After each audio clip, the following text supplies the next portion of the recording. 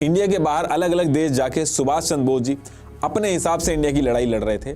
इधर इंडिया के अंदर गांधी जी अंग्रेजों के खिलाफ एक नया मूवमेंट स्टार्ट करने का डिसाइड करते हैं। उनका प्लान था कि 8 अगस्त 1942 को वो क्विट इंडिया मूवमेंट करेंगे। बाकी के जो मूवमेंट्स किए थे उन्होंने उसी तरीके से ये भी था। इसमें भी नॉन वायलेंस था, लेकिन इसमें गांधी जी ने कुछ रूल्स चेंज कर दिए थे। इसमें गांधी जी ने सबको समझाया था कि सरकारी नौकरी इस बार छोड़नी नहीं है, बल्कि नौकरी में रह के आंदोलन करने हैं। जैसे मान लो कोई सिपाही है, अगर उसको इंडियंस को मारने को कहता है तो अंग्रेजों को मना करना है ये काम करने से। और गांधी जी ने ये भी समझाया कि इस बार ये मूवमेंट बहुत बड़ा होगा तो ये लीडर्स को फिर से जेल में डालेंगे, लेकिन झुकना नहीं है, डू और डाई फॉलो करना है।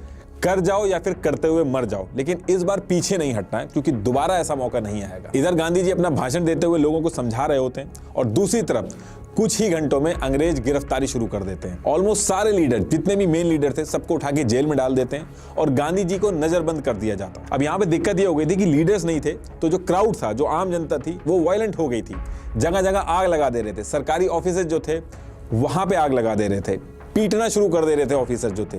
रेलवे वगैरह जो थे वहां पे तोड़फोड़ स्टार्ट हो गई थी। और फिर ये सारी चीजें देख के अंग्रेज जो थे वो बहुत ज्यादा गुस्से में आ गए थे। अंग्रेजों ने कई जगह पे फायरिंग स्टार्ट करा दी थी। कुछ ही महीनों के अंदर 1 लाख से ज्यादा लोगों को जेल के अंदर डाल दिया था। हजारों लोगों की जान चली गई थी। तो कुल मिला के ये था कि अंग्रेजों को इस मूवमेंट ने घुटने पे लाके खड़ा कर दिया था। दूसरी तरफ इंडिया के बाहर सुभाष चंद्र बोस जो थे वो अपनी प्लानिंग रेडी कर रहे थे। वो जर्मनी में डायरेक्ट हिटलर से बात करने के बाद सीधे पहुंचते हैं जापान।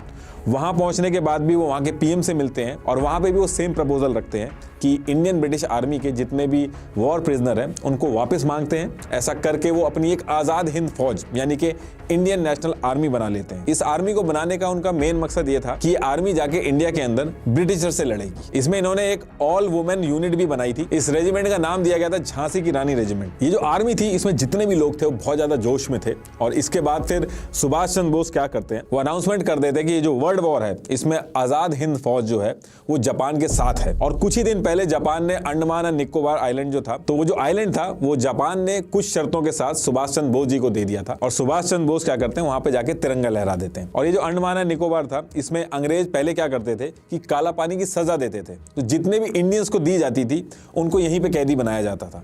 तो इन लोगों को भी नेताजी ने अपनी फौज में शामिल कर लिया था। और इन्होंने अपनी आजाद हिंद की फौज से सबसे यही कहा था कि तुम मुझे खून दो, मैं तुम्हें आजादी दूंगा, दिल्ली चलो, इस तरीके के नारे दिए थे। अब इसके बाद मार्च के महीने में ईयर 1944 में नेताजी जापान के साथ मिलके इंडिया की तरफ घुसते हैं। फिर बैटल ऑफ कोहिमा और बैटल ऑफ इम्फाल ये सारी होती हैं। ब्रिटिशर्स के साथ सुभाष चंद्र बोस जी की जो आजाद हिंद फौज थी उसकी 1 महीने तक लड़ाई चलती है। और फिर उसके बाद 14 अप्रैल 1944 को मोइरंग के अंदर आजाद हिंद फौज जो थी वो वहां पे जीत जाती है और अपना झंडा फहरा देती है। और अगले 2-3 महीने में मणिपुर, नागालैंड, इनके काफी इलाके जो थे वो आजाद हिंद फौज इस पे कब्जा कर लेती है। लेकिन इसी बीच में एक दिक्कत हो जाती है। जापान के ऊपर न्यूक्लियर बम गिरा दिया जाता है। जापान सरेंडर कर देता है, लेकिन आजाद हिंद फौज जो थी वो लगी रहती है।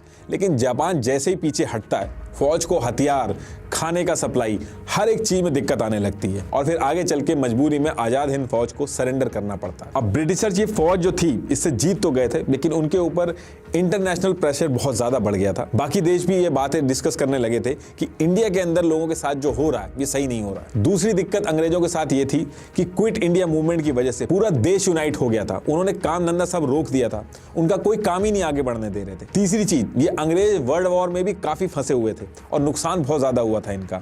और आजाद हिंद फोर्स ने जो नुकसान किया था इसको देख के ब्रिटिशर जो थे वो बहुत ज्यादा शॉक्ड थे। ये जीत तो गए थे, लेकिन ब्रिटिश आर्मी में जो इंडियन सिपाही थे उनसे इनका विश्वास जो था वो पूरी तरीके से उड़ गया था। उनको ये चीज रियलाइज हो गई थी किसी न किसी तरीके से अगर ये किसी रिवॉल्ट को दबा भी देंगे तो उनके जो सिपाही हैं, जिसमें सबसे ज्यादा इंडियन सिपाही हैं, वो एक्चुअली उनके खिलाफ ही हैं। तो आज वो दबा भी देंगे तो कुछ टाइम बाद फिर से रिवॉल्ट होगा। ये एक नेवर एंडिंग प्रोसेस हो गया था जिसमें उनका नुकसान होना तय था। और मेन जो अंग्रेज आए थे वो इंडिया के रिसोर्सेज को पूरी तरीके से लेने आए थे।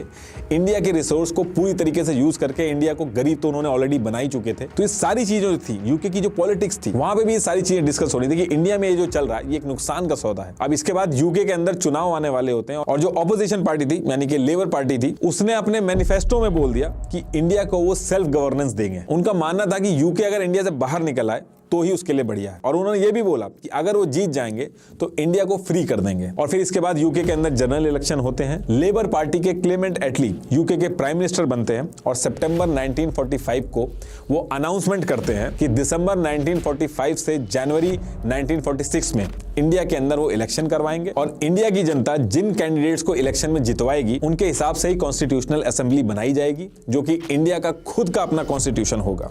और फिर 2 साल बाद 10 फरवरी 1947 को यूके के पीएम एटली एक हिस्टोरिकल स्पीच देते हैं जिसमें वो बोलते हैं कि अगले साल जून में, यानी कि जून 1948 में इंडिया को इंडिपेंडेंस दे दी जाएगी और इंडिया का खुद का कॉन्स्टिट्यूशन होगा। इंडिया एक इंडिपेंडेंट कंट्री होगी जिसको इंडियंस चलाएंगे और ब्रिटिशर्स इंडिया से बाहर चले जाएंगे। और जैसा वो कहते हैं वैसा ही होता है, लेकिन आजादी की डेट चेंज होती है। जून 1948 की बजाय अगस्त 1947 में हमें आजादी मिलती है।